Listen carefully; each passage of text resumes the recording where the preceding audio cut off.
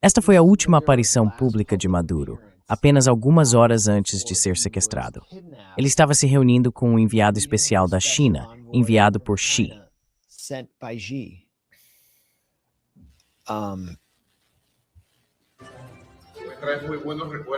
E você me traz lembranças muito boas. Este ano, o ano do cavalo, certo? O ano do cavalo. Eu sou tigre, e você? Quanto tempo? Eu o conheci quando ele era muito jovem.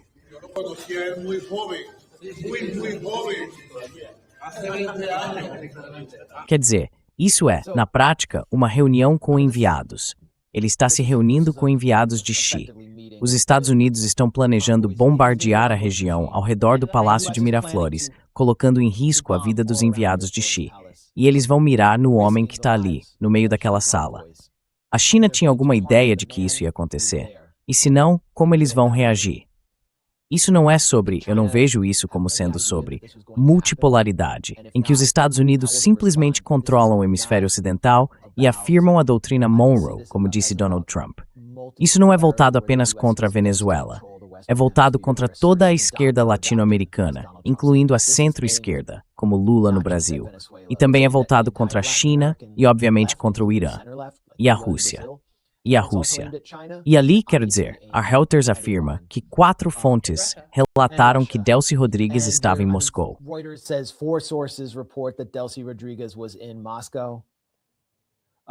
Acho que o avião foi rastreado até lá. Isso makes it challenging. Não tem como. Bem, ela estava na Venezuela até hoje, até esta manhã, ou algumas horas, alguns minutos, quando estava dando aquela coletiva de imprensa. Então, ataque indireto à China e à Rússia. A China e a Rússia respondem dizendo, certo, então, o seu garoto Zelensky e Budanov estão acabados. E nós vamos em frente e tomamos Taiwan também.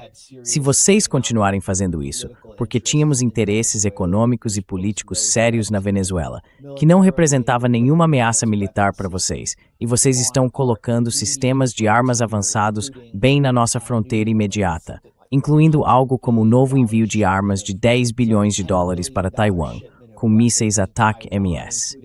Já chega disso. Onde a Rússia e a China se encaixam nisso? Where do Russia and China fit in here? é uma grande interrogação. De novo, é apenas especulação. Nós não sabemos o que eles sabem. Mas, com certeza, eu diria, vi Alexander Dugin tweetar que isso não é sobre a Venezuela. É sobre a Terceira Guerra Mundial.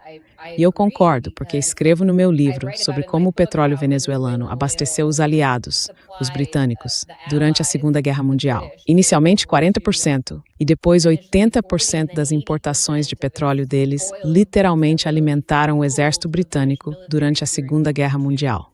Lembro-me de estar em Caracas, em 2019, para a reunião do Movimento dos Não Alinhados, e de ter conhecido um diplomata venezuelano que me disse que quem controlar a Venezuela daqui para frente terá um grande prêmio em petróleo para a Terceira Guerra Mundial. Ele basicamente disse, eles precisam nos controlar, porque se houver uma grande guerra global, eles precisam de nosso petróleo.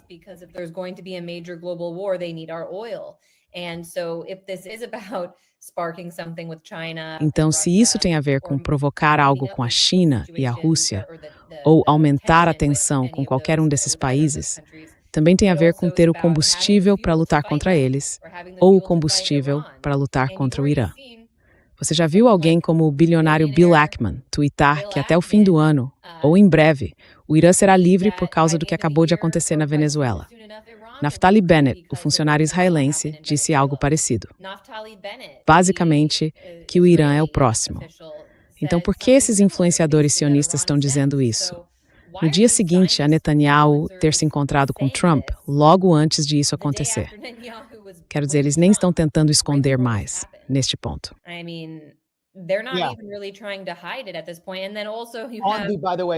Então também, aliás, desculpe interromper, Maduro foi sequestrado no aniversário do assassinato de Qasem Soleimani. Certo. Hoje houve milhares e milhares de iranianos na cidade natal de Soleimani, Kerman, prestando homenagens a ele. Então é uma data simbólica, certo? É por isso que estou dizendo que deve haver alguém por aí que possa nos dizer qual é o significado do dia 3 de janeiro. Você quer dizer astrólogos?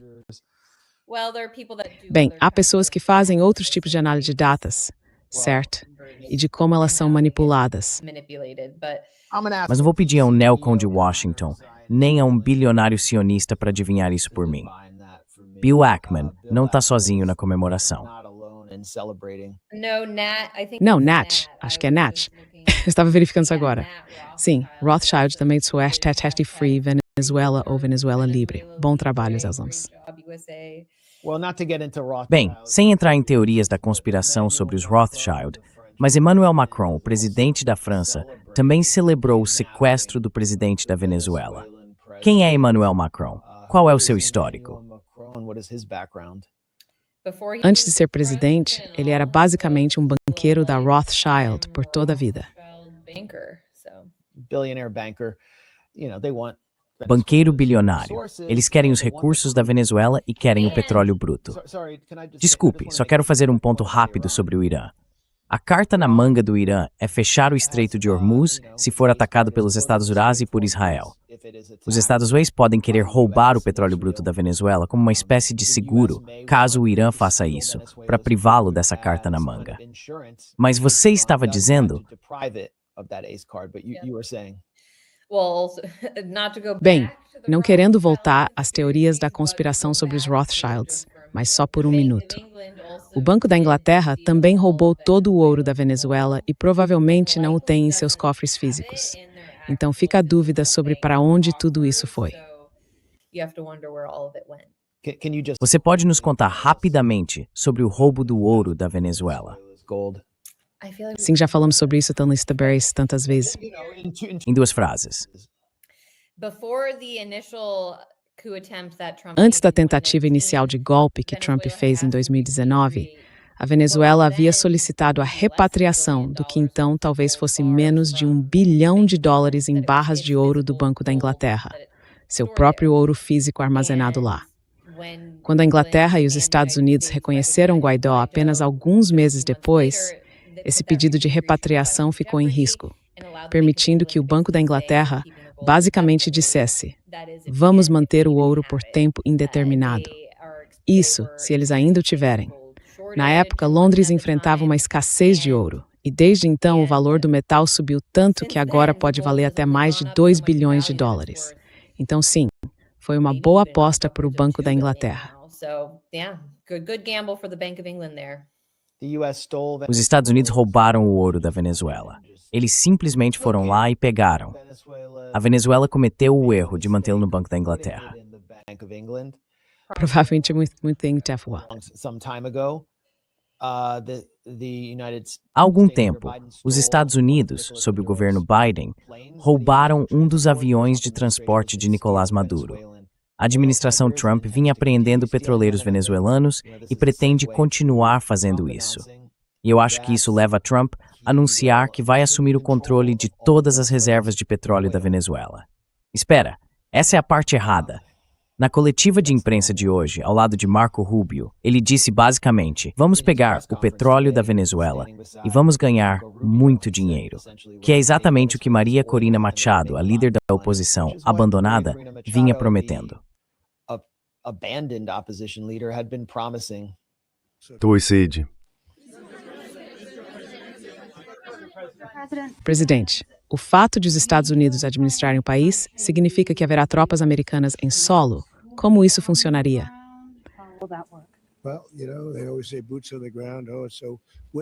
Bem, você sabe, eles sempre dizem botas no chão.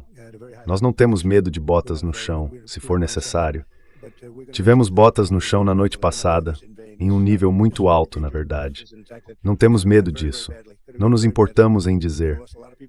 Mas vamos garantir que aquele país seja administrado corretamente. Não estamos fazendo isso em vão. Isso não é um ataque perigoso. É um ataque que poderia ter dado muito, muito errado. Seja lá o que isso signifique. Não podíamos deixá-los sair impunes. Você sabe, eles roubaram nosso petróleo. Nós construímos toda aquela indústria lá e eles simplesmente tomaram conta como se não fôssemos nada. E tivemos um presidente que decidiu não fazer nada a respeito. Então nós fizemos algo a respeito. Fomos tardios, mas fizemos algo a respeito.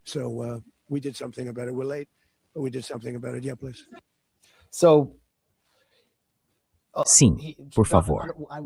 Nós não sabemos o que significa Donald Trump essencialmente absorver a Venezuela nos Estados Unidos e tomar posse do país e de seus recursos. Eu vi figuras da oposição venezuelana, apoiadas pelos Estados Unidos, como Pedro Burelli, que foi assessor de Juan Guaidó, questionarem o que Trump quis dizer com isso e chamarem o plano de politicamente bizarro. E Trump repete algo que ele e Stephen Miller vêm dizendo, que a Venezuela, na verdade, roubou nosso petróleo e que os Estados Unidos construíram a infraestrutura petrolífera na Venezuela. Portanto, os Estados Unidos estariam apenas retomando o que seria legitimamente deles. Qual é a história da indústria petrolífera dos Estados Unidos na Venezuela, especialmente da ExxonMobil? E a Venezuela, sob Chávez, realmente roubou o petróleo que pertencia aos Estados Unidos. Oil that belonged to the United States.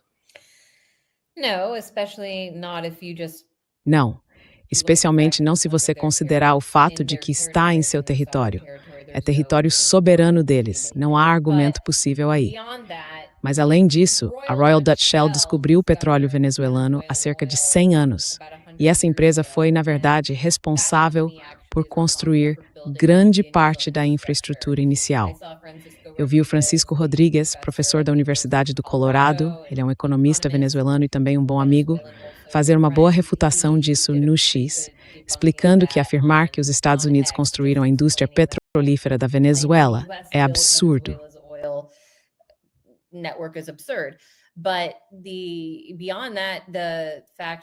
Mas além disso, o fato é que Chávez não foi o único a iniciar o processo de assumir algum controle soberano sobre a indústria do petróleo.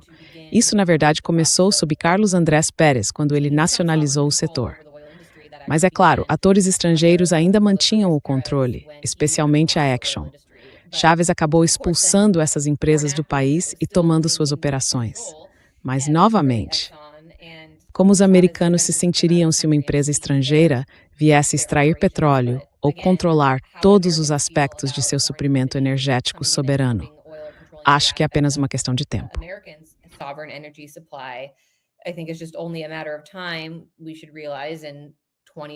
Devemos perceber que, até 2026, os países não vão mais simplesmente aceitar isso. Então, esse argumento de que isso de alguma forma nos pertence simplesmente desmorona. E, novamente, não é como se Trump fala como se já controlássemos a Venezuela, mas não controlamos. Não vamos simplesmente entrar lá agora e pegar o petróleo. Não vamos conseguir tomar o controle dos campos de petróleo tão facilmente. Então, eu realmente não acho que ele tem um plano nesse sentido. Acho que pode ser um tipo de desejo disfarçado, a esperança de que haja tanta instabilidade nas próximas semanas que eles consigam, de alguma forma, explorar a situação.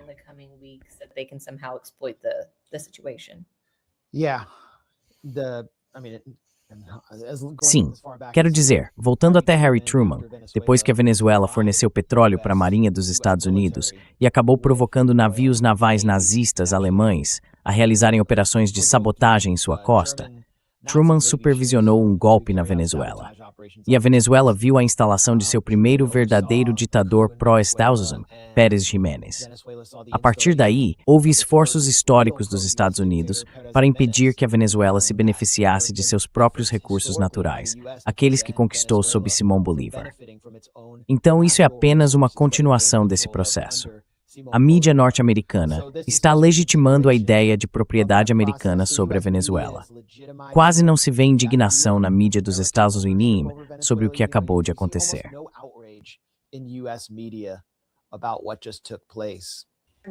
Uma população de 30 milhões de pessoas e agora isso pertence aos Estados Unidos.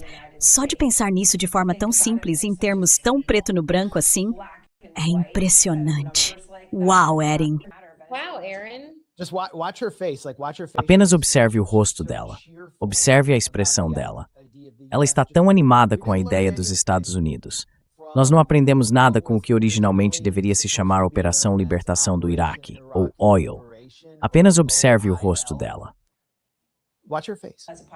É uma população de 30 milhões de pessoas e agora isso pertence aos Estados Unidos.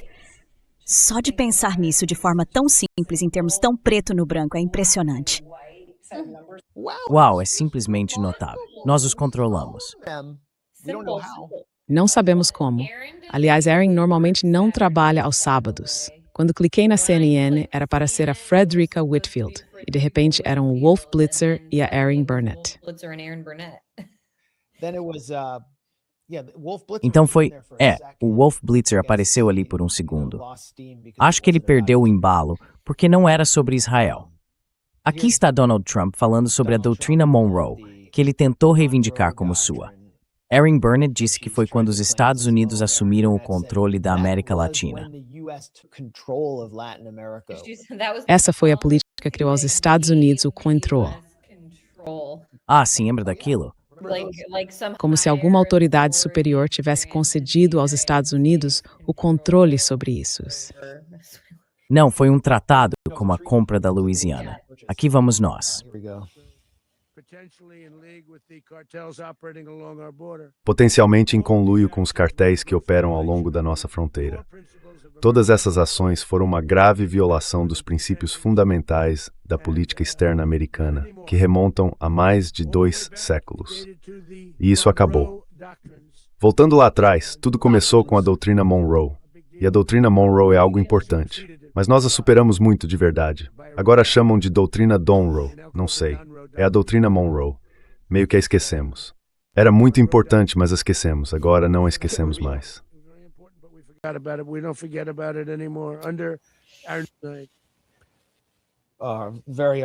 Declaração muito articulada de Trump.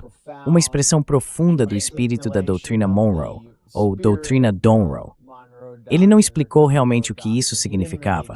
Só significava muito, e era algo realmente importante. Eu não consigo fazer isso, Trump. Ele também chamou os eventos da noite passada de um ataque à soberania. Essas foram as palavras exatas dele, o que achei engraçado. Não naquele trecho, mas durante a coletiva de imprensa como um todo. Outro ponto que eu queria destacar é que Trump basicamente falou sobre reconstrução nacional na Venezuela durante a coletiva, o que é América em primeiro lugar. Totalmente não é América em primeiro lugar. Ele basicamente disse que precisamos ir até lá e reconstruir toda a infraestrutura deles. Bem, isso é porque os comparsas dele querem os contratos para fazer tudo isso. Sim, depois que nós destruímos aquilo. Depois que sancionamos e arruinamos a indústria deles. Então não vejo como isso pode ser viável. Acho que estão chamando de Operação Determinação Absoluta, o que é muito parecido com a Operação Determinação Inerente no Iraque. Então isso é um sinal de quão bem-sucedida será nossa política para a Venezuela, imagino.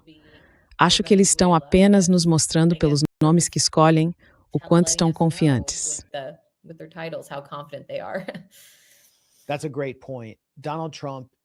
Esse é um ótimo ponto.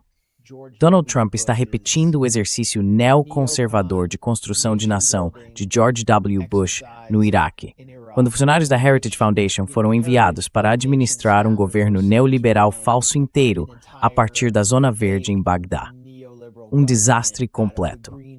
Os Estados Unidos estavam administrando clínicas hospitalares e construindo quartéis de bombeiros em Bagdá, enquanto os quartéis de bombeiros desapareciam em todo o país. E é isso que está acontecendo sob Trump, exceto que Trump concorreu contra isso. Ele humilhou e destruiu pessoalmente Jeb Bush no palco do debate, e também Marco Rubio, em 2015, porque eles eram os construtores de nações neoconservadores. E agora Marco Rubio está com a mão enfiada no Donald Trump.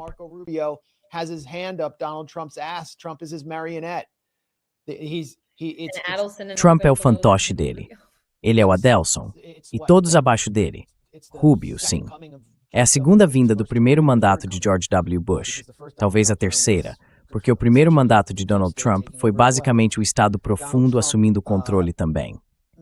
Donald Trump fez alguns comentários sobre Cuba durante essa coletiva de imprensa. Como venho dizendo, isso não é apenas sobre a Venezuela. Trata-se de eliminar a tríade da resistência na América Latina. Cuba, onde Marco Rubio quer, sabe, entrar marchando com o apoio de 1.000 influenciadores do OnlyFans e motocicletas de cartel para degradar Cuba e destruir a Revolução Cubana.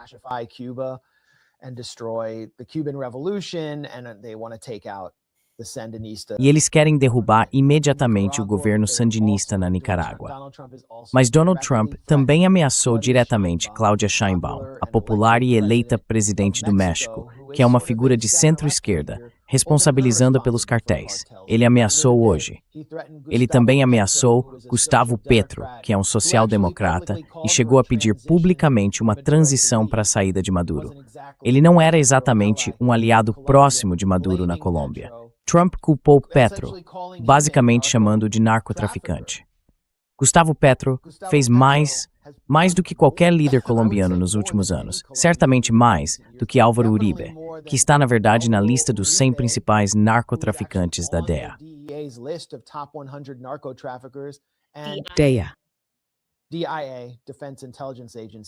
DIA, Agência de Inteligência de Defesa. Boa observação, você entende do assunto. E o capanga dele, Van Duque. Então isso é apenas uma retórica ridícula. É tudo sobre eliminar a esquerda latino-americana. É tudo sobre geopolítica. É sobre instalar intermediários locais que permitam aos Estados Unidos explorar e até prender pessoas.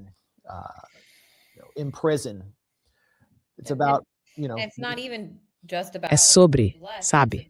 Não é nem apenas sobre a esquerda. É sobre o governo do Irã, novamente o governo da Rússia, qualquer país que se oponha à ordem hegemônica dos Estados Unidos que foi estabelecida. Basicamente, qualquer um que se oponha ao mundo do FMI, à ordem internacional baseada em regras que surgiu após a Segunda Guerra Mundial. Você pensaria que estamos lutando por algo novo agora, mas parece que eles estão apenas consolidando e consolidando seu poder. Consolidando por meio do gangsterismo, a lei da selva, a força bruta, a morte em massa. Força bruta, morte em massa. E isso é um sinal do que está por vir. Aqui está Trump quando perguntado sobre Cuba e Marco Rubio intervém. Por favor, vá em frente. Há uma mensagem aqui para Cuba. Bem, Cuba é um caso interessante. Cuba, como você sabe, não está indo muito bem neste momento. Esse sistema não tem sido muito bom para Cuba. O povo de lá tem sofrido por muitos e muitos anos. E o Adirante Burkett? Acho que Cuba vai ser um assunto sobre o qual acabaremos falando, porque Cuba é uma nação em colapso neste momento. Uma nação que está falhando muito gravemente. E queremos ajudar o povo. É muito parecido no sentido de que queremos ajudar o povo em Cuba, mas também queremos ajudar as pessoas que foram forçadas a sair de Cuba e estão vivendo neste país. Você quer dizer algo sobre isso, Marco, por favor? Sim, Marco, isso é com você. Há alguns minutos você disse que quando o presidente fala, devemos levá-lo a sério. Basta dizer que Cuba é um desastre. É governada por homens incompetentes e cinis. E então, o que ele acabou de dizer enquanto estava ao lado de Trump? É governada por Díaz-Canel, que é muito mais jovem que Donald Trump e, na minha opinião, muito menos senil. Em alguns casos, não senil, mas ainda assim incompetente. O país não tem economia, está em colapso total. E isso seria ele... Você sabe, todos os guardas que ajudaram a proteger Maduro, isso é bem conhecido. Toda a agência de espionagem, tudo isso estava cheia de cubanos. Quer dizer, basicamente, é impressionante. Esse país pobre, em alguns aspectos, tomou conta da Venezuela. Um dos maiores problemas que os venezuelanos têm é que precisam declarar a independência de Cuba. Eles basicamente tentaram colonizá-la do ponto de vista da segurança. Então, sim, veja, se eu morasse em Havana e fizesse que parte do governo, eu estaria pelo menos um pouco preocupado.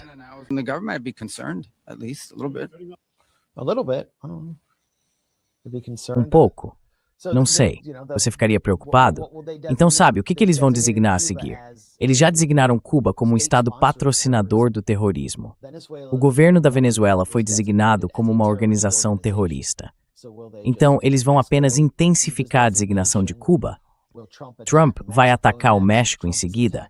Ele já atacou a Nigéria, está constantemente atacando a Somália, está ameaçando a Colômbia. É simplesmente um ataque total de mudança de regime, sem nenhuma justificativa política real ou plano para... Não há plano para o dia seguinte. Não.